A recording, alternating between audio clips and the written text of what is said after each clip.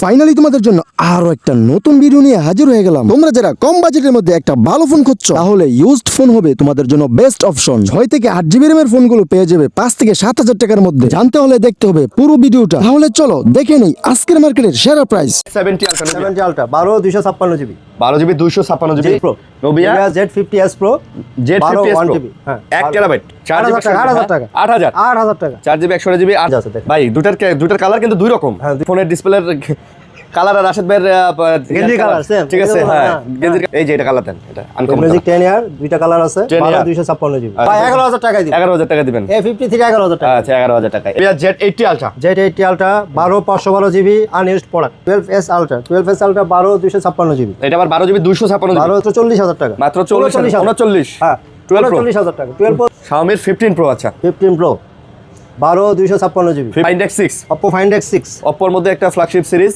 হ্যাঁ। এবং ফাইন্ড সিরিজটা খুবই ভালো 12 ক্যামেরার জন্য। 256 জিবি 42000 টাকা দিবি 5 এটা বেসিক 5 ভাই দেখছেন ডিসপ্লে অনরের ফোন আমার এই জন্য।